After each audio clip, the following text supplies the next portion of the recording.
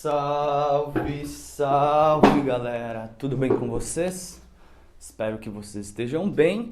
Hoje eu não estou com o auxílio do nosso queridíssimo camarada Tomás, mas eu espero que vocês gostem da conversa e que consigam aprender alguma coisa das reflexões que a gente vai fazer aqui. Hoje eu vou estar conversando com vocês sobre o livro Dívida, os primeiros 5.000 anos, do autor David Graeber. Livro esse que eu já tinha nomeado em um vídeo anterior aqui para vocês, relatando o quanto esse livro tem influenciado o meu pensamento, tem influenciado os meus estudos nesses últimos tempos. E este aqui é apenas o primeiro vídeo de pelo menos uns 10 vídeos, tá? Me desculpem aí, eu não sei se todo mundo vai gostar ou vai assistir os 10, mas o primeiro de 10 vídeos que eu vou fazer de análise sobre esse livro, Dívida, os primeiros 5.000 anos, do Graeber, tá bom? Por quê? Eu acho que tem ensinamentos fenomenais, importantíssimos para a gente tirar dali. E, como vocês sabem, eu sou um amante da história e que acredita que a história é a peça central para entendermos os nossos dias atuais. E o Graeber tem 5.000 anos de análise na porra do livro dele, né? Então, é uma análise de longo prazo e que deveria ter uma importância muito maior dentro da academia, mas simplesmente não tem, tá bem? Então, também fica de uma forma de prestar a minha homenagem ao Graeber, por ter me influenciado tanto também com este livro, e também tendo em vista que ele foi um intelectual que faleceu muito jovem. Ele, pelo que eu andei lendo, né, ele faleceu no finalzinho ali de 2020 e morreu com 50 e tantos, 60 anos, morreu super jovem. E ainda tinha muita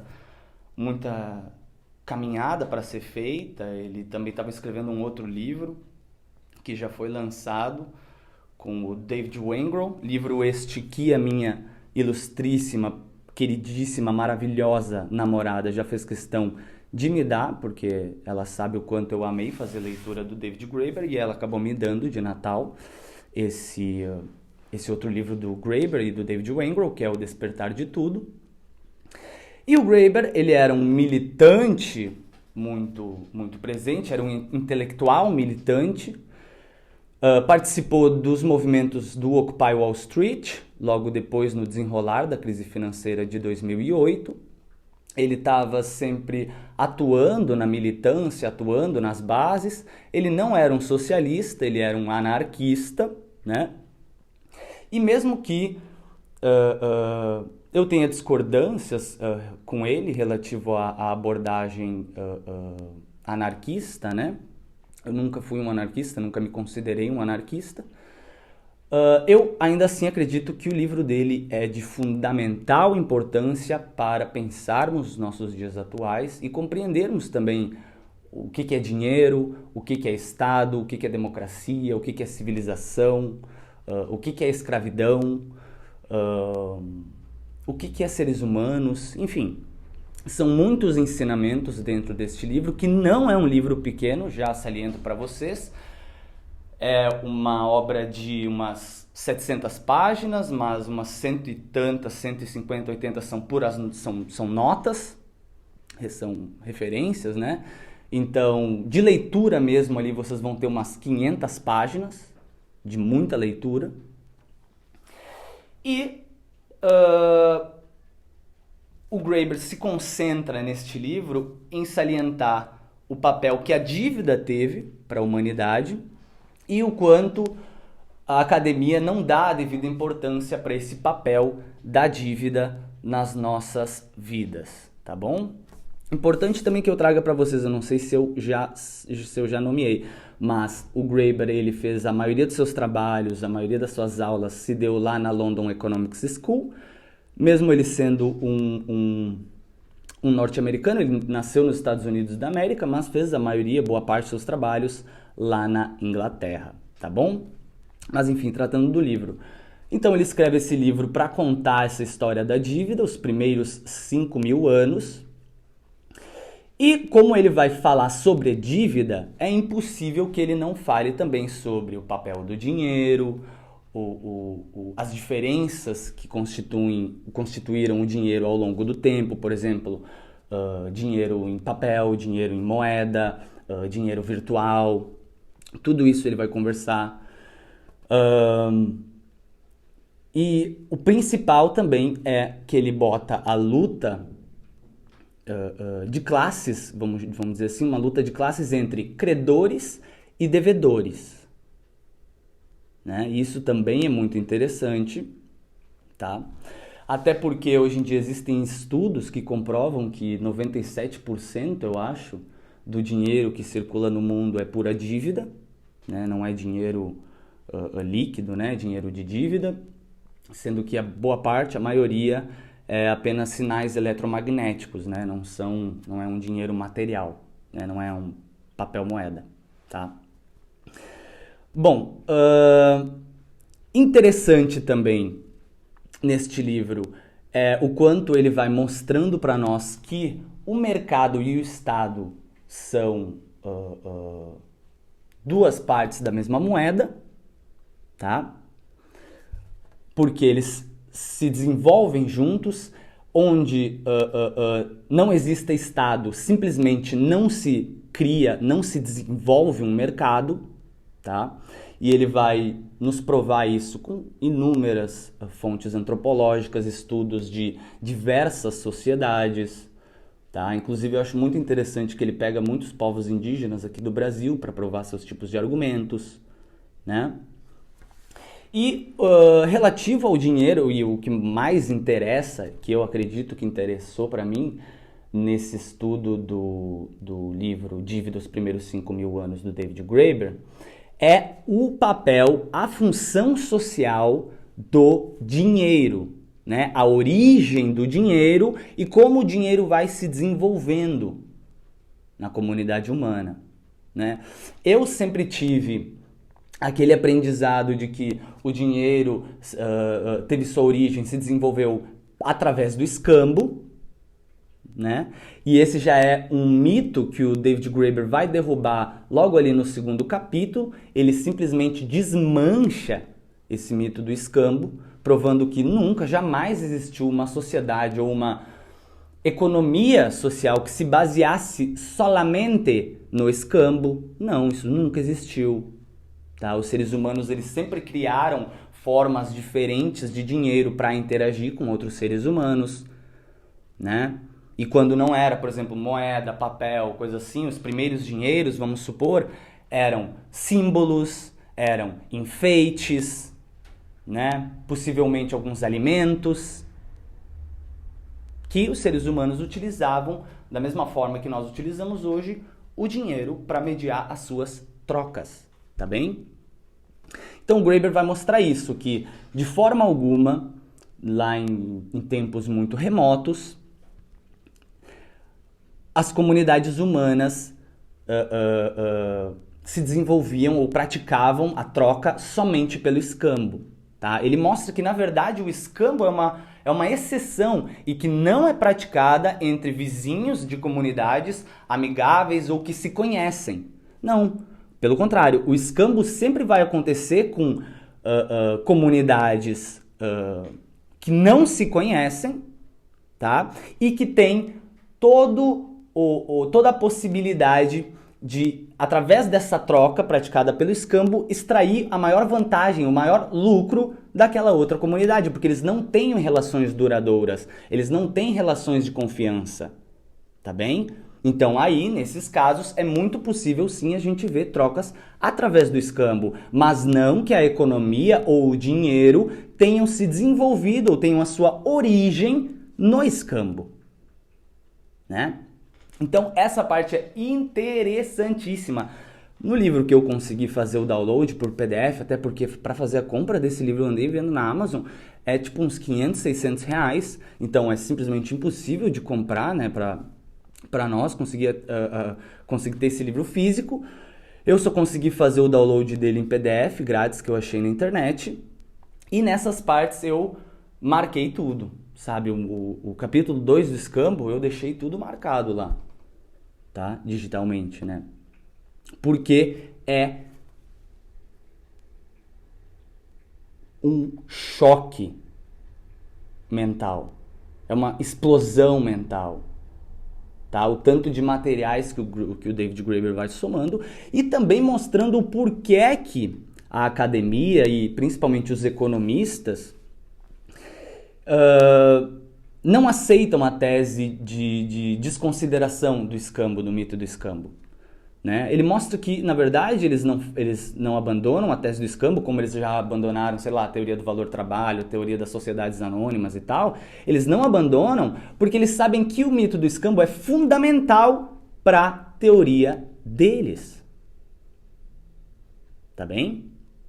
Então, por exemplo, o Adam Smith vai ser um dos pais fundadores, né, da economia, e ele pega os seus exemplos para falar que o ser humano está sempre disposto a permutar, a cambiar, a fazer trocas, em sociedades que ele considera, vamos supor assim,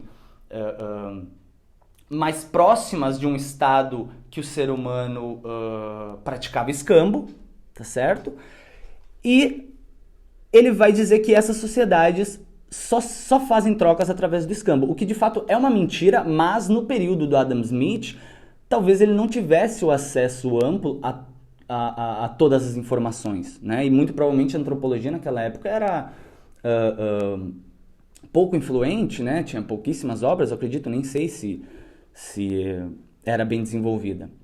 Mas o fato é que o Adam Smith, ele ao usar os exemplos para contar a história humana, como o ser humano tem uma propensão a intercambiar, uma propensão à troca e que a gente vai estar sempre trocando, onde é desenvolvido boa parte daqueles conceitos do homo econômicos, né? O homo racional que está sempre calculando preferências e calculando probabilidades para extrair lucros, extrair vantagens. Na verdade é uma fantasia, né? E o Graeber vai mostrar isso muito bem, guys. Ele vai mostrar isso muito bem. Ele vai pegar diversas sociedades, aí ele vai situar em diversos tempos e espaços diferentes, tá certo?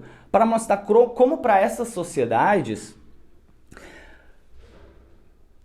a esfera que o Adam Smith considera como pura, que é a esfera da troca, a esfera do intercâmbio, a esfera mercantil do ser humano, que o Adam Smith vai considerar como uma esfera pura, tá? O David Graeber vai mostrar que, na verdade, essa esfera não existe um limite entre ela e as esferas políticas, esferas sexuais, esferas relacionadas à guerra, à violência. Né? Então ele desmonta muito daquela pureza econômica, do homo economicus, sabe? A pura razão econômica de muitos economistas neoliberais e libertários que tem por aí, né? Aos montes, tá? Que se baseiam no homo economicus e no homem mercantil, né? Que simplesmente não existe. Não existe, é uma fantasia, tá? É uma imaginação. Ok? E tanto é uma imaginação que o David Graeber vai pegar relatos dos economistas atuais e também do Adam Smith para mostrar como eles contam a história do escambo. E eles sempre contam assim, ó. Pense em uma sociedade que não tem o dinheiro. Como seria isso? Como a gente efetuaria trocas se a gente não possuísse dinheiro? A gente teria que fazer isso pelo escambo. Vamos supor, eu tenho aqui um Hot Wheels e você tem aí uma colher que eu quero. Aí, pra gente trocar, a gente tem que ter uma dupla coincidência de desejos, né? Você tem que querer o meu Hot Wheels e eu querer a sua colher e a gente trocar. Perfeito? Só que todas as vezes que os economistas contam esse exemplo, ele vai botar lá outros daí. Imagine em uma sociedade que não exista nenhum tipo de dinheiro e aí você queira trocar. Ele bota N exemplos desses, tá? E aí ele mostra como toda vez os economistas falam para imaginar. para pensar. E esses verbos não são por acaso. Tá? Eles falam imaginar, pensar, porque é isso mesmo, tem que imaginar, pensar, porque não existem fontes antropológicas, fontes baseadas na arqueologia que comprovem aquilo que esse exercício imaginativo que eles estão propondo, tá? Porque jamais uma sociedade se baseou no escambo puro, nunca, tá? Assim como jamais existiu uma sociedade carregada de homo econômicos, né? Então, esses economistas que ainda se baseiam no homo econômicos, na pureza econômica, e que a economia é apenas a nossa esfera de troca, onde nós estamos trocando coisas um pelo outro, tentando tirar vantagem, é completamente ilusório pensar que isso existe separado da nossa esfera política, da nossa esfera sexual, da nossa esfera de guerra, violência, de solidariedade, enfim, né? De todas as esferas que constituem uma vida social. Então, por exemplo, o Graeber vai pegar muitos povos indígenas para mostrar que essas divisões de esferas, assim, tem uma agora que nós estamos indo no mercado, então nós vamos lá trocar. Eu vou dar o dinheiro pro atendente do caixa lá e ele vai me dar as comprinhas, né? Pro atendente do caixa não, né? Porque ele não é o dono da empresa, mas pro dono do supermercado, né? Vou dar meu dinheiro para ele e ele vai me dar ali as compras, tá certo? Então, tô indo no mercado, então isso aqui é separado da minha vida política, é separado da minha vida como estudante e tudo mais. Para nós que hoje em dia temos a civilização construída já dessa forma e onde o Estado literalmente moldou e criou essa vida social, tornou essa vida social possível, tornou com que fosse comum eu simplesmente agora sair e for lá no supermercado e ser completamente natural com que eu dê o meu dinheiro, passe minhas compras e saia de lá com elas, tá? E que isso é uma esfera própria, tá? Mas isso com muito esforço estatal, né? Com muita centralização de poder. Aí hoje em dia a gente vê a vida assim, tá certo? Mas ela nem sempre foi assim e só é assim baseada em muita alienação, tá bem? Porque aí David Graeber mostra para nós diversas outras sociedades onde essa esfera mercantil, essa individualização da esfera mercantil simplesmente não existe, tá? Ela simplesmente não existe. Porque nós todos temos essa troca, ela é multifacetada, não é sempre uma troca econômica, ela é muitas das vezes política, amorosa, as relações são muito variadas, né? E outra coisa também que o Graeber bota muito na discussão é a moral.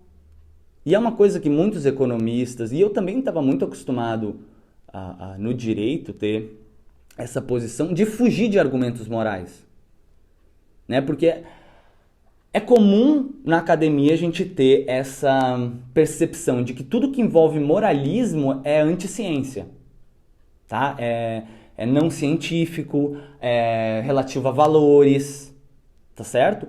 E o Graeber vai mostrar o quanto a moral, quanto a moralidade é importante para a própria economia. Tá? Então ele vai botar a moral na discussão econômica. Isso eu acho muito interessante dele e chama atenção mesmo, tá? Ele vai colocar inúmeras situações, jogos de morte, de azar, ele bota um monte de coisa ali mostrando como as nossas relações não são só baseadas em troca, tá? E como nós, seres humanos, somos... como é que eu poderia dizer? Somos guiados pela nossa própria comunidade. Me entendem? Eu não sei se eu me faço entender também, mas enfim. O que importa nesse primeiro vídeo é vocês entenderem o quanto esse livro do David Graeber, Dívida dos Primeiros 5.000 Anos, é excelente, tá? É o livro que mais me fez pensar no ano de 2022, que mais me deixou refletindo e que mudou todo o meu conceito sobre origem do dinheiro, o desenvolvimento do dinheiro e relação Estado-mercado. Tá? E muito importante, como David Graeber se baseia em 5.000 anos de história da humanidade, nós temos nessas 500 páginas de leitura ensinamentos que fogem muito daquela habitualidade da academia de focar solamente nos períodos modernos pós-Revolução Francesa. Tá bem? Então, que nem o Graeber, ele faz uma divisão muitíssimo interessante sobre os períodos históricos. Inclusive, se não me falha a memória, os documentos de análise histórica antropológica, eles iam até 800 a.C. E ele comenta isso no livro. Mas foram feitas novas traduções de hieróglifos egípcios, se não me falha a memória, mais outros documentos que fizeram com que a fronteira do conhecimento fosse estendida até 3.500 anos antes de Cristo. Tá bem? E aí, o Graeber vai propor uma análise desse período histórico, que é longo, é de 3.500 a.C. até os dias de hoje.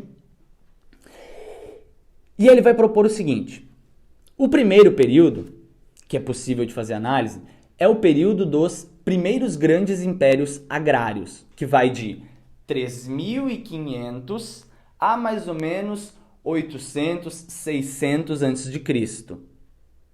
Tá bem? Aí a gente vai de 800 a.C.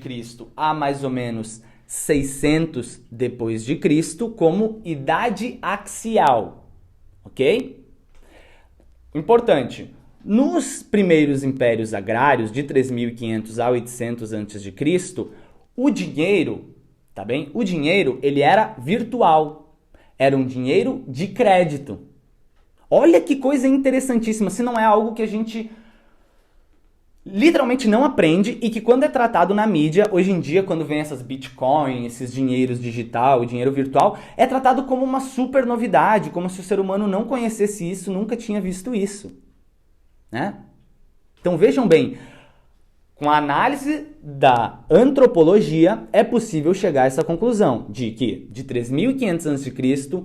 a 800 a.C., o período dos primeiros grandes impérios agrários, o dinheiro era virtual, tá?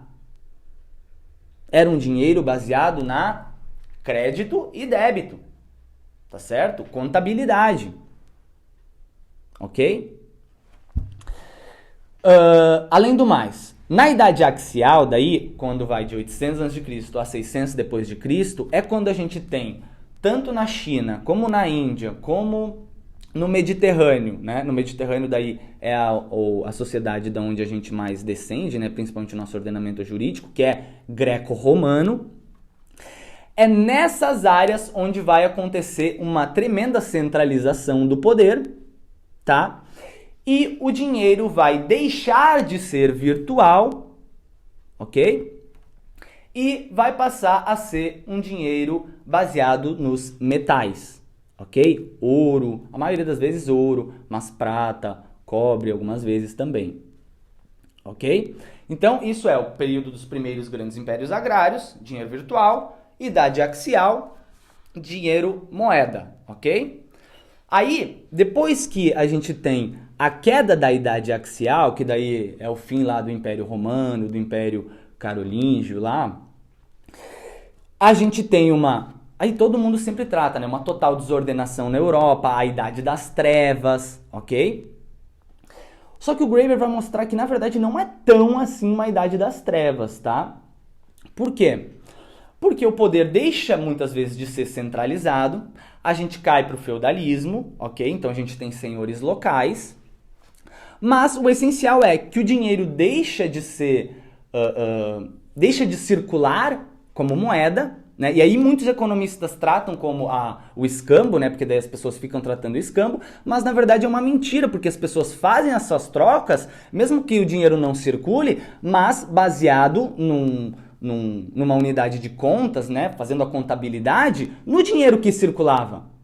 Tá certo? Mesmo que ele não circule mais, mas a gente faz a conta de estabelecer de que esse X e esse Y aí são equivalentes, baseado no dinheiro de antigamente. Mesmo que a gente não tenha mais as moedas circulando, tá certo? E aí ele vai mostrar para nós como essa idade, que é a Idade Média, né, que vai de 600 depois de Cristo até mais ou menos 1450, 1450, como um período daí onde as pessoas têm uma relação de troca não tão impessoal, não tão aritmética, porque não tem aquela influência tremenda do dinheiro. Isso é uma coisa que o Graeber vai provar ao longo do livro para nós. O quanto o dinheiro torna as nossas relações entre seres humanos uma relação aritmética, impessoal, né? E também vai mostrar como às vezes as nossas relações de violência, a gente consegue enquadrar relações de violência na linguagem do dinheiro, tá? Enquadrando relações de violência na linguagem do dinheiro, tornando elas normais, agradáveis de serem escutadas, aceitáveis, né? Como obrigações morais daí. Como, por exemplo, quando um exército conquistador conquista um vilarejo, conquista uma cidade, e aí eles falam para aqueles súditos, a partir de agora você me deve a sua vida. Não é? Então, ó, você transforma uma relação de violência na linguagem do dinheiro e torna isso uma obrigação moral. Ok? Aqueles vão entender daí, através da moral deles, ó, não, esse cara conquistou o nosso exército, portanto agora a gente deve as nossas vidas a ele, porque senão ele teria nos subjugado, nos escravizado, nos matado. Ok? Então a gente deve a vida a ele, ele não nos matou, ora glória. Tá bem? Então, é isso que é interessantíssimo. Aí ele vai mostrar como na Idade Média, esse período que vai de 600 depois de Cristo a 1400, 1450 depois de Cristo, como um período muito mais pessoal, tá certo? E com menos centralização do poder. Nesse período, também, o dinheiro era virtual. Tá certo? E por isso que muitos economistas daí neoliberais caem no erro de acreditar que esse é o retorno ao escambo, né? Porque o dinheiro não circulava, tá ok? Pois bem, aí, logo depois desse período, a gente tem o império, os grandes impérios capitalistas, tá certo? De 1400, 1450, aí ele bota até 1971, data interessante que ele marca, porque é quando Nixon desatrela o lastreamento do dólar no euro, tá certo? E aí, isso é muito interessante. Olha o período que ele dividiu, de 1400, 1450, eu não tenho certinho, eu devia ter separado para vocês, tá? Prometo que nos próximos vídeos que eu fizer do Graeber, eu vou vir mais com material separado, vou imprimir e tudo mais, tá? O período que ele vai marcar, de 1400, 1450 até 1971, é daí o período dos grandes impérios capitalistas e onde o dinheiro ele volta a ser baseado em moeda, em metais preciosos, tá certo? Aí é só vocês lembrarem das extrações que foram feitas aqui na nossa queridíssima América Latina e levada lá para os europeus, o tanto que inundou de metais preciosos lá nos mercados deles, enfim. E esse período importante é que vai até 1971. Nessa data ele encerra porque foi quando Nixon desatrelou, tá? Aquela forma que nós tínhamos de os outros países poderem trocar o dólar por ouro. Quando ele fez isso, simplesmente todos os outros países deixaram de fazer trocas baseadas em ouro ou ficar trocando ouro e se concentraram a tornar suas reservas, que antes eram muitas em ouro, em dólar, tá bem? Em dólar, ou seja, fortalecendo muito o papel do dólar na economia mundial, ok? Tá bem. Aí, de 1971 até 2011, porque, eu nem trouxe isso para vocês, né? Ele escreve o livro, se não me falha a memória, em 2011, sendo que o PDF que eu tive acesso é uma publicação de 2016, tá bem? Uma publicação aqui do Brasil, primeira edição, se não falha a memória, de 2016. Mas ele fez a escrita em 2011, ou seja, 3 anos ali depois do estouro da crise imobiliária lá nos Estados Unidos, né? Então, muito interessante ele se ater a esse papel da dívida, né? E aí, de 1971 a 2011, ele considera como um período a definir, tá certo? Porque, de fato, a gente não faz mais as trocas baseadas em metais preciosos, né? O dinheiro hoje, ele é um dinheiro virtual, é um dinheiro de sinalzinho eletromagnético, né? Não é um dinheiro baseado em metais preciosos ou baseado em alguma coisa, né? E isso é interessante também para a própria discussão de valor na economia, né? Porque isso é uma questão que muitos economistas neoliberais simplesmente não conseguem responder, não conseguem entender, né? Porque é determinar o que é o valor na economia. É o ouro que é o valor? O que a gente faz com ouro? Tu come ouro? Ou é o papel moeda? Papel moeda tu vai comer, papel moeda é útil, papel moeda. Em si a gente não consegue fazer nada com essas coisas, né? A gente não consegue pegar e dar uma utilidade, uma finalidade para esses materiais. Não, mas na verdade ele só tem uma função social. Não é? Parem para pensar. A função do ouro, a função do papel moeda é muito mais uma função social do que uma função material. Tá bem? Porque pensem, uma nota de 100 reais, tá? O que garante que ela vale 100 reais? Não é as instituições do governo, não é a confiança das outras pessoas que ela vale 100 reais? Sim. Pois então, o dinheiro é muito mais algo social do que algo material. Tá bem? Perfeito. Outro ponto também que eu ainda gostaria de ressaltar aqui nesse primeiro vídeo que eu estou fazendo para vocês é o quanto como é que ele vai começar a história da dívida e contando o porquê que ele se preocupou em contar essa história da dívida, né? Porque, afinal de contas, ele começa com um caso de que ele estava numa festa organizada por um padre simpático, onde tinha pessoas muito legais, muito agradáveis, e ele estava se sentindo mais isolado, como um peixe fora da água. E ele encontra o padre, chama para ele conversar com uma advogada ativista e que eles teriam bons papos a partir dali. Aí ele vai conversando com ela e tudo mais, aí ele fala que ele era do movimento antiglobalização, que ele lutou contra a dívida do terceiro mundo, ele lutou contra o FMI e tudo mais. E ela perguntou para ele, mas e o que tu acha disso tudo? Aí ele perguntou, o FMI, queremos aboli-lo. Aí ela, não, sobre as dívidas do terceiro mundo. Aí ele falou, queremos aboli-la também, já tá bom demais, os países passando décadas transferindo riquezas deles para os países imperiais, e já tá bom essas décadas, entendeu? É como se fosse como é que ele diz? É ligado à Bíblia. Enfim, é como se fosse assim um jubileu, né? E perdoar as dívidas, enfim.